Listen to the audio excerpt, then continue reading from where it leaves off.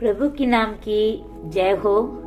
आज हम परमेश्वर के वचन से 3 बातों को देखेंगे जो हमारे जीवन से परमेश्वर चाहता है। पहली बात, हम परमेश्वर के स्वरूप में बनाए गए हैं, ये हम जान ले।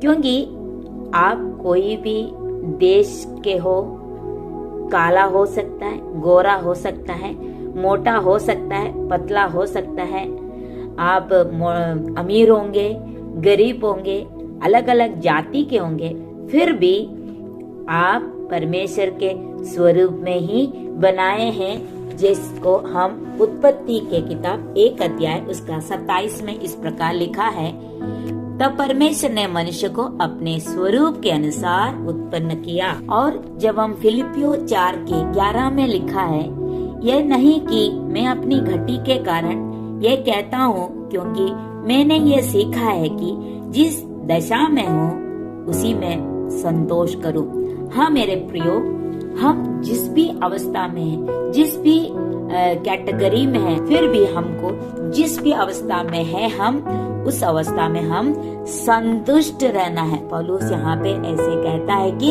उसमें वो संतोष करे। दूसरी बात जब हम देखते हैं तो परमेश्वर की योजना को हमारे जीवन में पूरा करना है। कैसे कर सकते हैं? परमेश्वर हमसे बात करना है या हमारे जीवन में परमेश्वर की योजना को पूरा करना है, तो इसके लिए बहुत अच्छी बात है कि सबसे पहले आप परमेश्वर से सुनना है और हम परमेश्वर से बात करना है।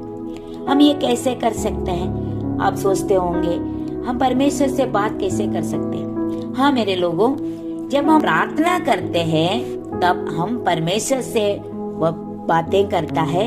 जब हम वचन पढ़ते हैं तो परमेश्वर हमसे बात करता है। इसके मतलब परमेश्वर की योजना हमको करना है, हमारे जीवन में पूरा होना है, तो परमेश्वर की इच्छा को पूरा करना है। तो वो कौन सी इच्छा है? परमेश्वर हम उनसे प्रार्थना करें और वचन पढ़े, वचन को ध्यान करें और मनन करें। और तीसरी बात इस प्रकार है कि परमेश्वर हर एक के जीवन के लिए कुछ मकसद रखा है। हाँ मेरे लोगों, यिर्मयाह में लिखा है, गर्भ में रचने से पहले ही मैंने तुझ पर चित्त लगाया और उत्पन्न होने से पहले ही मैंने तेरा अभिषेक किया। मैंने तुझे जातियों का भविष्यद्वक्ता ठहराया। यहाँ परमेश्वर का वचन हमको ये बताता है कि गर्भ में, माँ के गर्भ में रहने से पहले ही मैंने तुझे अपने चित्त में लगाया है। उनके चित्त में हम हैं। ये हमारे जीवन में हम समझना चाहिए। हम परमेश्वर के चित्त में, उनके सोच में, उनके ध्यान में है। हमारे हर एक का नाम वो जानता है। और इफिसियों 1:4 में भी लिखा है, जैसे उसने हमें जगत की उत्पत्ति से पहले उसमें चुन लिया है कि हम उसके निकट प्रेम में पवित्र और निर्दोष हो। हाँ मेरे लोगों, उत्पत्ति से पहले ही हम लोगों को परमेश्वर ने चुन लिया है।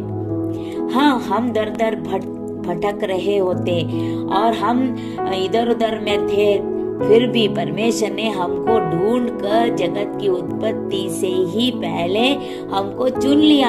हम इस दुनिया में आने के बाद बहुत सारे गलतियां, पाप और अधर्म किए होंगे, फिर भी परमेश्वर ने उत्पत्ति से पहले हमारा नाम को, पहचान को जान लिया और पहचान लिया। इसीलिए हम और नष्ट ना हो, इसलिए हमको ढूंढ कर ला कर परमेश्वर के समूह में रखा है। इसके मतलब परमेश्वर हर एक के जीवन के लिए कुछ न कुछ योजना रखा है। परमेश्वर की योजना है कि हम परमेश्वर की इच्छा के अनुसार चले। और परमेश्वर का वचन ये भी कहता है, इफिसियों 2:10 में लिखा है, क्योंकि हम उसके बनाए हुए हैं और मसीह यीशु में उन भले कामों के लिए सृजे गए हैं जिन्हें परमेश्वर ने पहले से हमारे करने के लिए तैयार किया है। हाँ मेरे लोगों, परमेश्वर ये भी चाहता है कि हम परमेश्वर का योजना हमारे जीवन में करें, वो इस प्रकार करें कि हम भले काम। तो आज हम 3 बातों को देखा। पहली बात, हम परमेश्वर के स्वरूप में बनाए गए हैं। दूसरी बात, परमेश्वर की योजना को हमारे जीवन में पूरा करना चाहिए। और तीसरी बात, हर एक जीवन में परमेश्वर का कुछ न कुछ मकसद है। इन वचनों से परमेश्वर आप सबों को आशीष दे। God bless you. आमीन।